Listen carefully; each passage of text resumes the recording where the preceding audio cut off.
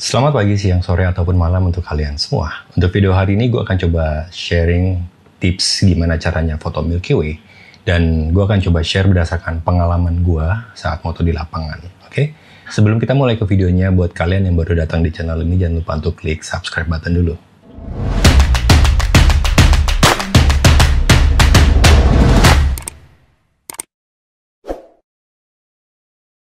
Oke, kita langsung mulai aja. Jadi, gue akan coba share ya beberapa tips yang perlu kalian perhatikan saat kalian untuk foto Milky Way. Gue akan coba menjelaskan sesimpel mungkin dan gue akan coba ngasih tahu gear apa aja yang recommended untuk kita foto Milky Way dan aplikasi apa aja yang kita butuhkan untuk foto Milky Way. Ya, jadi yang pertama, saat kita foto Milky Way, kalau gue biasanya melakukan yang namanya planner atau plane. Planner ini maksudnya adalah supaya kita datang ke lokasi, kita bisa tahu apa yang akan kita foto dengan background sebagai Milky Way-nya. Let's say misalnya gue pengen datang ke area Cukul, Bandung. Kita udah pasti tahu biasanya foto Milky Way di Cukul itu adalah rumah Belanda ya di situ ya, bisa dibilang ya. Kalau nggak salah yang kayak villa gitu yang di seberang danau. Nah biasanya itu yang jadi foreground buat foto Milky Way. Atau misalnya kita ke Bromo, jadi Milky Way di atas Gunung Bromo atau Milky Way di atas Pura Potan yang ada di bawah dekat kawah Bromonya. Atau misalnya kita ke Kelumbayan, Lampung, Gigi Hiu.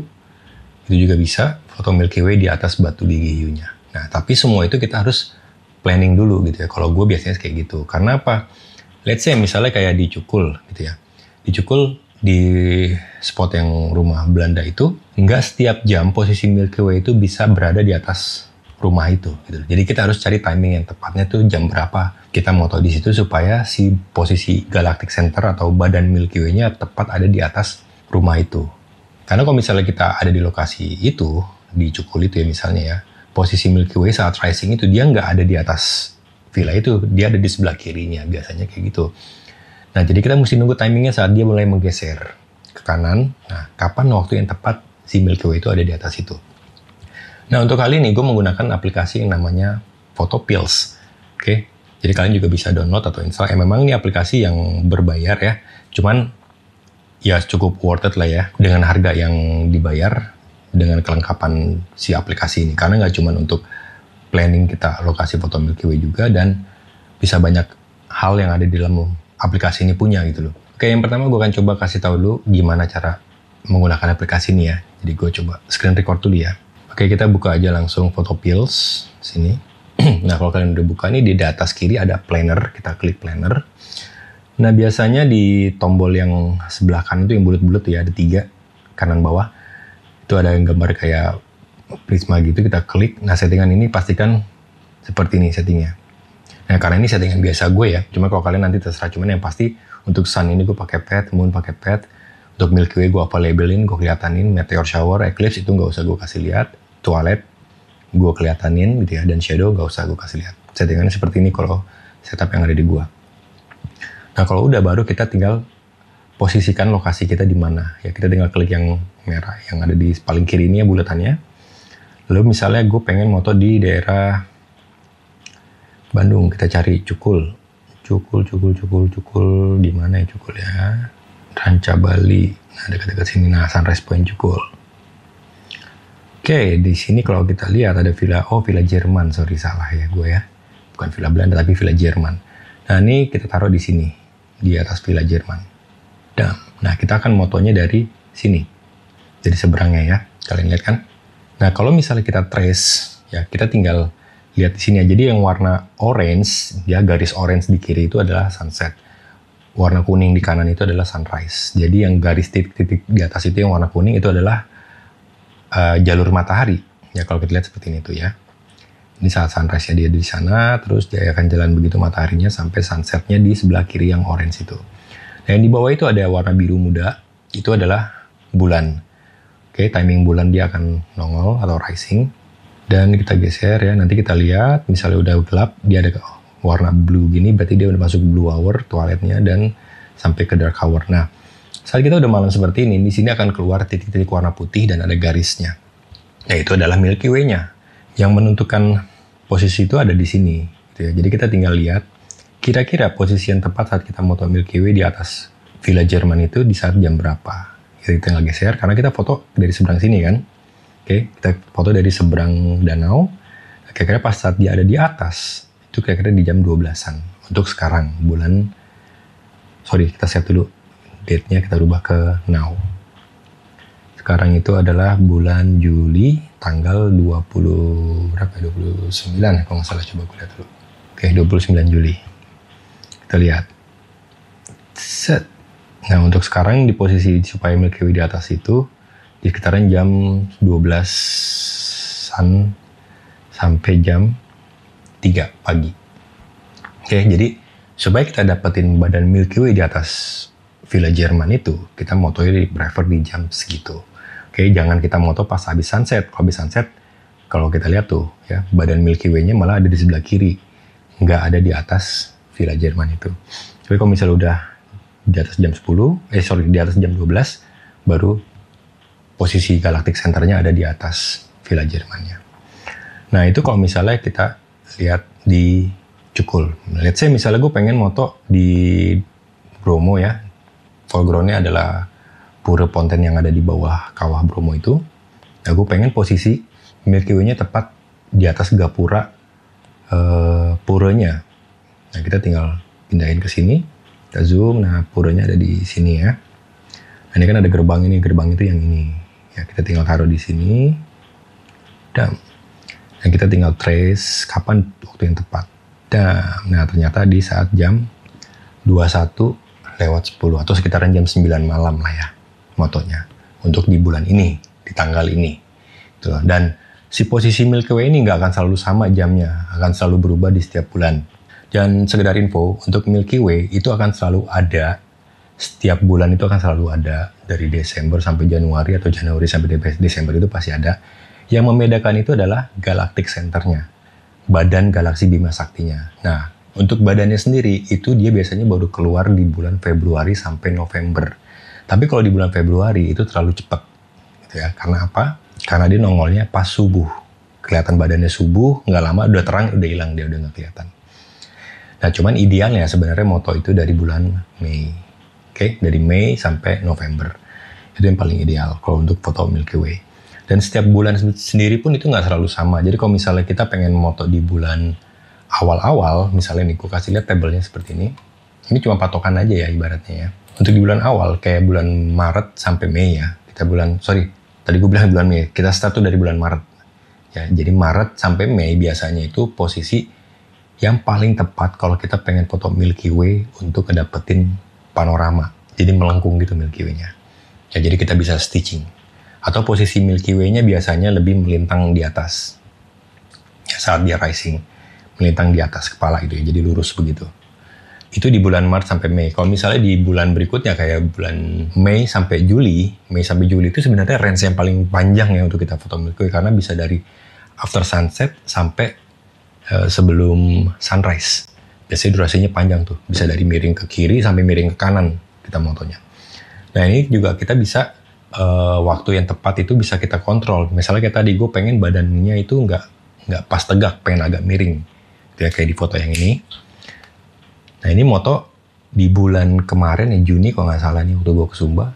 Dan ini moto after sunset. Jadi posisi si galactic center itu masih datar, masih sejajar atau nggak terlalu tinggi gitu ya. Jadi kita pakai mode landscape, orientasinya itu masih enak, masih dapet gitu kan, dia miring. Tapi kalau misalnya dia semakin ke tengah malam, dia akan semakin tegak ke atas. Nah, biasanya kalau posisi udah tegak ke atas, mau nggak mau orientasi kamera kita harus portrait, ya kan? Supaya nggak dapetin foreground sampai ke galactic center-nya, ke Milky Way-nya. Dan nanti semakin mendekati ke subuh, dia akan turn ke kanan, miring ke kanan. Buat gue pribadi, untuk range foto Milky Way yang pengen banyak gaya, ibaratnya gitu ya, itu lebih enak emang dari bulan Mei sampai Juli, kayak gitu. Nah, nanti dari bulan Juli sampai ke November, mostly dia biasanya tegak terus nih, yang kita dapat, karena dia rising-nya tuh after sunset, sampai paling jam 10-an gitu ya, udah hilang. Jadi pas saat dia udah nongol itu udah tegak posisinya. Nanti pas udah sekitaran mungkin jam 8-an ke atas gitu ya, dia udah miring ke kanan. Jadi kemungkinan besar ini badannya udah ketutup di garis horizon. Kayak gitu kira-kira. Jadi ya kita harus tahu, kita harus planning apa yang kita foto, lokasinya di mana, terus posisi Milky Way-nya yang kita pengen seperti apa. Contoh misalnya kayak foto yang ini ya, yang belum lama gue foto ini di Bromo. Emang gue udah ngincer di tangga ini untuk dapetin foto Milky Way, dan dia posisinya harus tegak. Dan sebenarnya gue foto di sini udah agak telat, harusnya masih agak dimiringin sedikit ke kiri gitu ya. Harusnya lebih awal lagi gue datang. Cuman waktu itu karena ini harus nanjak gitu kan, dan kita butuh waktu, itu capek gitu kan. Dan ya udah, jadi dapat sedapatnya aja. Cuman so far ini pun udah cukup bikin gue puas lah, udah cukup recommended. Nah, yang tadi gue bilang, kalau misalnya posisinya udah agak sedikit lebih pagi, dia akan geser udah pindah ke kanan. Nah, posisinya kira-kira akan seperti ini gambarnya. Kalau kayak begini, ibaratnya kita foto di Bromo untuk foreground dapetin Gunung Bromo, itu udah kurang menarik, ya kan, kesannya kayak gitu. Karena ya si galactic centernya udah nggak di atas Bromo, karena udah geser ke kanan, kayak gitu. Nah, jadi kalau udah jam segini, selain foto Milky Way, gue ya lebih prefer coba foto star trail juga. Oke, nah itu satu. Tips yang pertama adalah planning atau planner. Ya, jadi harus direncanakan matang-matang apa yang harus kita foto. Lalu yang kedua, kita harus bisa tahu light pollution di lokasi tempat kita foto. Ya, di sini gue juga sama, gue biasa menggunakan aplikasi namanya LPM atau Light Pollution Maps. Nah, ini kalian juga bisa download juga ya di App Store atau di Google Play. Bentar, gue coba buka lagi ya, dan gue coba record lagi. Dan gue akan coba kasih tahu gimana cara pakainya. Nah, di sini ada namanya LPM, Light Pollution Maps. Kita tinggal buka, dan di paling atas tuh ada The Light Pollution Maps. Kita pilih itu. Nah, misalnya kayak tadi di Bromo, atau gue jelasin dulu lah ya, yang ideal untuk kita foto Milky Way. Nah, di sini dia akan ngasih warna. Ya, jadi warna-warna ini adalah kadar polusi cahaya. Let's say misalnya kayak sekarang nih, di sekitaran daerah tempat tinggal gue, di Tangerang dan Jakarta. Kalau kalian lihat di sini warnanya itu merah dan orange. Jadi dengan kadar warna seperti ini, itu light pollution-nya atau polusi cahayanya udah terlalu tinggi, terlalu banyak ya. Jadi chance kita untuk mendapatkan foto Milky Way itu hampir susah banget dan hampir nggak mungkin. Nah, untuk kita mendapatkan foto Milky Way, biasanya kita cari range light pollution yang warnanya mulai dari kuning, hijau, dan biru. Biru itu udah paling aman karena udah pasti gelap banget lokasinya.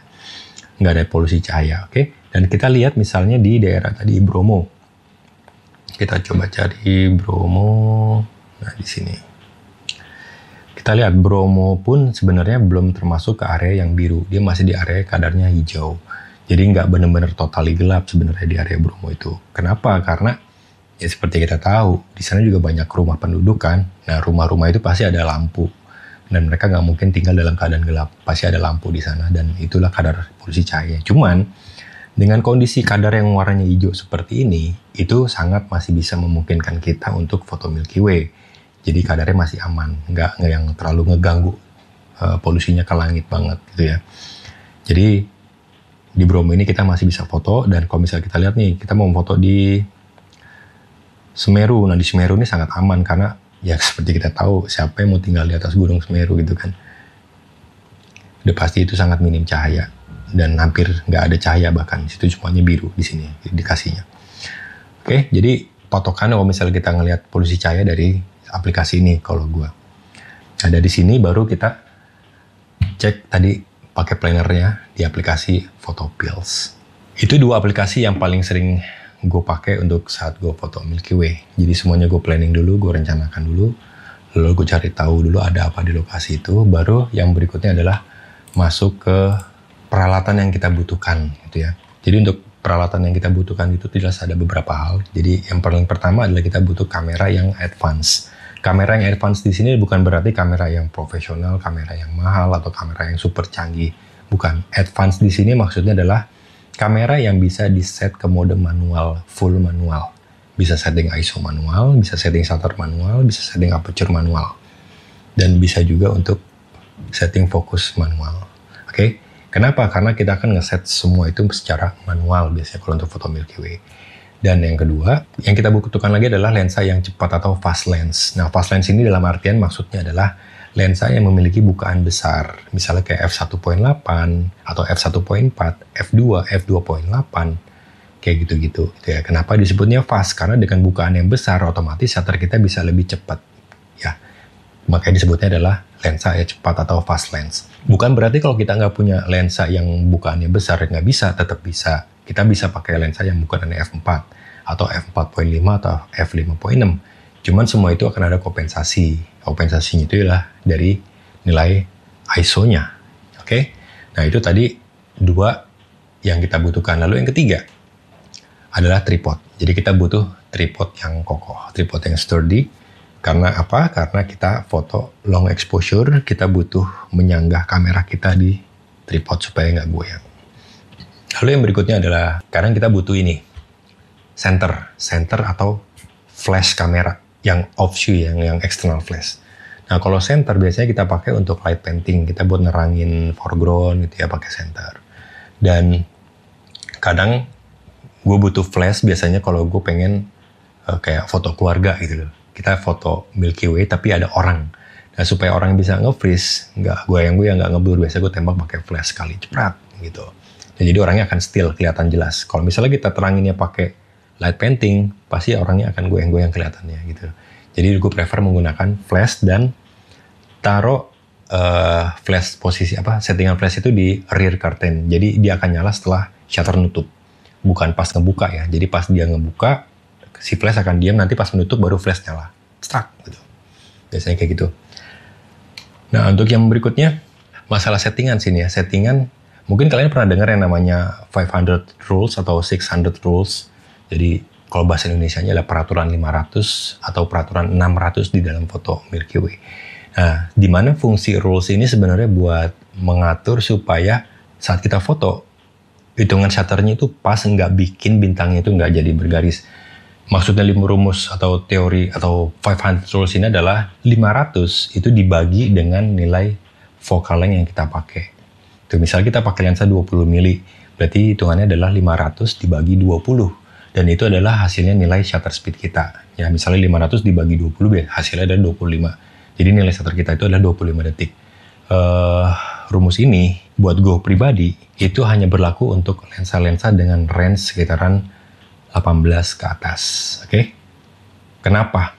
Karena gue foto Milky Way biasanya pakai range sekitaran 14 mili, 15 mili, kadang 10 mili, ya, di full frame ya. Jadi kalau misalnya kita pakai teori itu, misalnya 500 dibagi 12, hasilnya sekitaran 40 second, itu nggak masuk di akal. Kalau kita setting shutter speed di 40 second, udah pasti bintangnya akan bergerakan.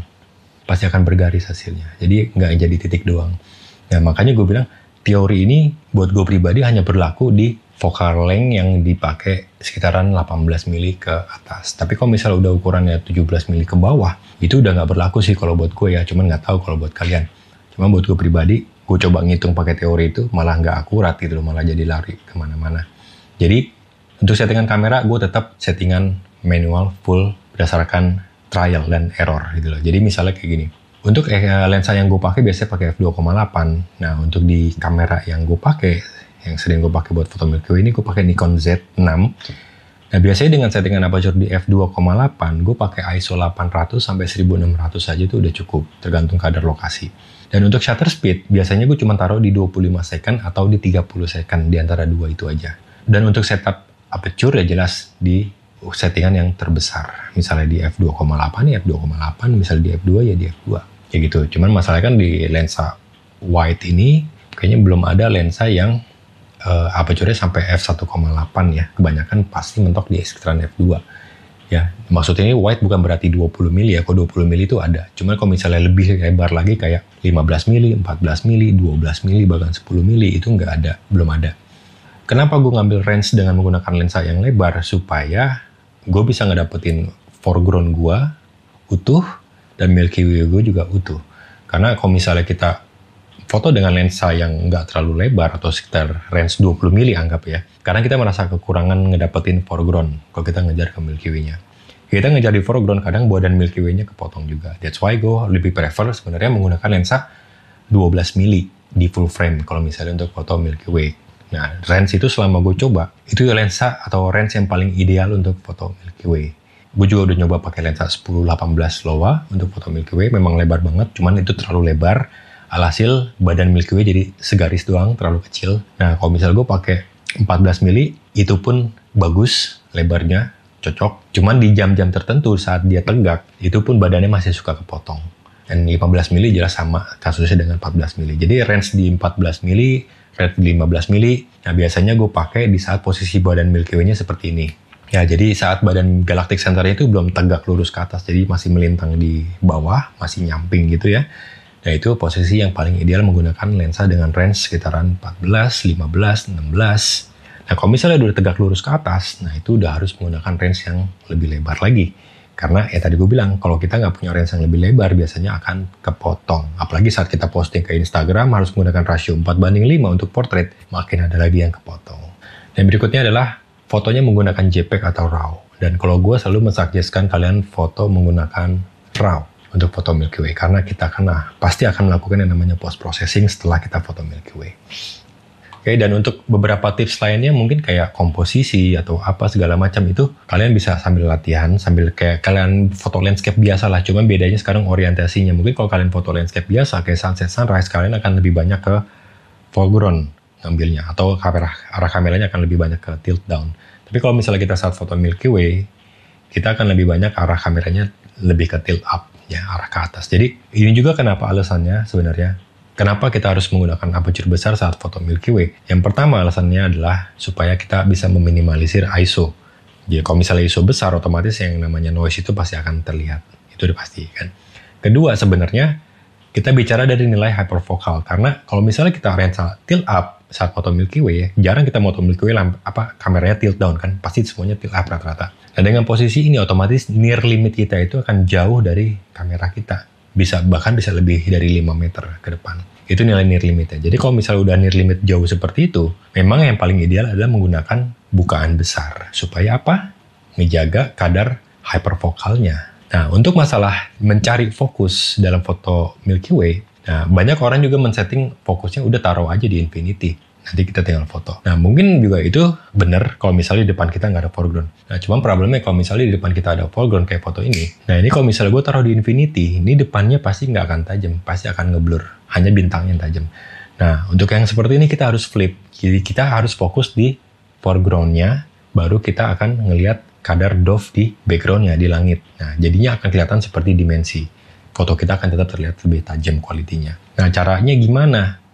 Karena kan kalau misalnya udah gelap ini kita agak susah nyari fokus. Nah kalau gue punya tips biasanya, gue pakai senter. Anggaplah ini senter. Gue pakai senter. Senter ini gue nyalain. Lalu gue maju sekitaran 3 meter dari depan kamera gue. Gue arahin kamera gue pakai senter. Oke, jadi senter ini ngarahin ke kamera. Nah dari situ baru gue fokus ke lampunya, ke senternya. Nah dengan cara seperti ini, kalau kita lensanya bisa di auto, kita bisa nyalain autonya dulu, kita fokus ke lampu senternya, baru rubah lagi ke manual.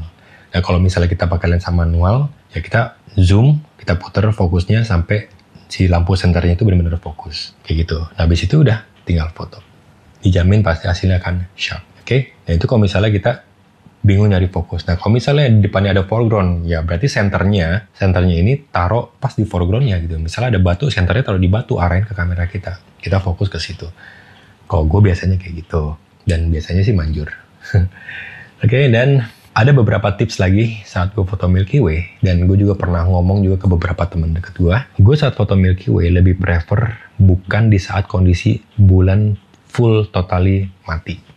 Dan di sini kita bisa lihat lagi pakai aplikasi yang tadi ya, Photopills. Kita buka lagi aplikasinya.